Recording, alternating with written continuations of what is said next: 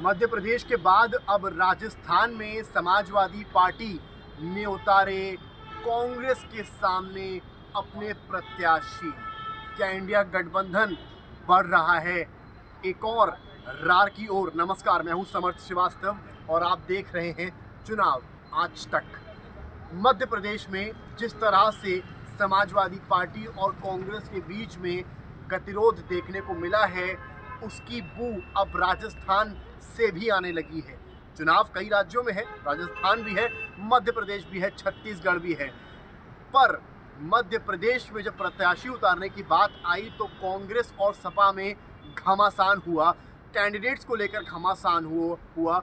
अखिलेश ने तमाम आरोप कांग्रेस पार्टी पर लगाए और कहा हमारे नेताओं को एक बजे तक बिठा कर रखा। तो वहीं कांग्रेस ने कहा बात नहीं बनी। फिर आरोप पर्सनल भी हुए, जहां पर कमलनाथ के नाम पर कमल से भाजपा का मिलाप कर अखिलेश ने चुटकी ली, तो वहीं जवाब में कमलनाथ की तरफ से अखिलेश वखिलेश जैसे बयान दिए गए।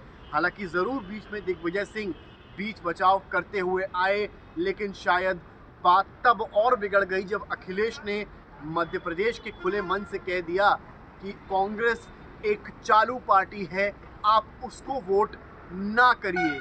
जो कांग्रेस है वही बीजेपी है और जो बीजेपी है वही कांग्रेस है। अखिलेश यहाँ नहीं रुके, अखिलेश ने कांग्रेस को बीजेपी से भी कंपेयर कर दिया, बीजेपी की बी टीम कांग्रेस को करार दिया। जिसके बाद कांग्रेस पार्टी के यूपी अध्यक्ष अजय राय लगातार यही बयान दे रहे हैं कि अखिलेश यादव को अपनी सोच बदलनी चाहिए, इस तरह से गठबंधन नहीं चलते हैं।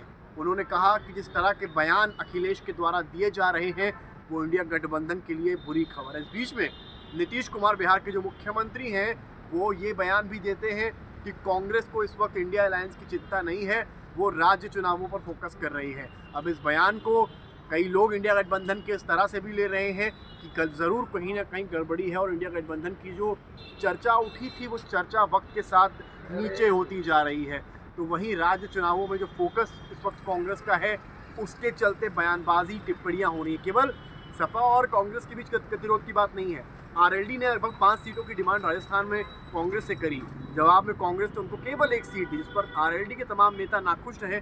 उन्होंने कहा हमको इससे ज़्यादा की उम्मीद थी, वो भी तब जब जयंत चौधरी ने लगातार राजस्थान में कैंपेनिंग करी। जिस विधानसभा से आरएलडी लड़ती आई है वहाँ ही नहीं बल्कि अन्य विधानसभाओं में भी जयंत चौधरी ने कैंपेनिंग करी, लेकिन जवाब में कांग्रेस ने 1 सीट दी। हालांकि आरएलडी मोटे तौर पर इसको अपमानित महसूस ज़रूर कर रही है, लेकिन वो बीजेपी को हराने के लिए साथ में लड़ने का विचार भी कर चुकी है। लेकिन वहीं पर जब ये बात मध्य प्रदेश में होती है तो अखिलेश इस बात का इस कदर बुरा मानते हैं और ये कह देते हैं कि अगर राज्य स्तर पर गठबंधन नहीं करना था तो पहले ही बताना था, पीछे से वार नहीं करना था। इसके जवाब में अखिलेश यादव राजस्थान में भी अपने कैंडिडेट्स उतार देते हैं। 5 सीटों पर राजस्थान में समाजवादी पार्टी ने अपने प्रत्याशी उतारे हैं।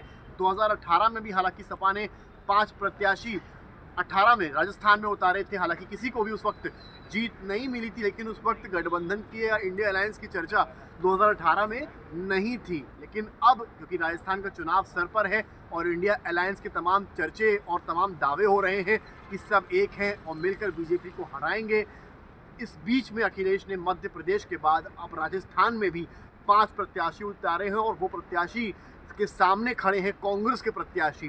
तो कांग्रेस बनाम समाजवादी पार्टी राजस्थान में चल रहा है और वहीं एक और आरएलडी जो कि सपा का सहयोगी दल यूपी विधानसभा चुनाव में था और राज्य स्तर पर बना हुआ है, वो वहाँ कांग्रेस के साथ है। यानी कि सपा एक तरफ, आरएलडी कांग्रेस एक तरफ।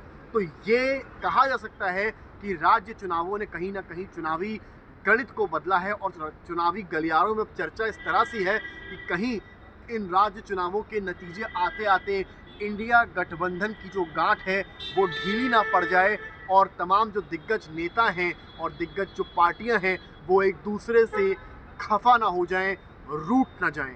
कैमरामैन रोहित के साथ समर्थ श्रीवास्तव, लखनऊ चुनाव आज तक।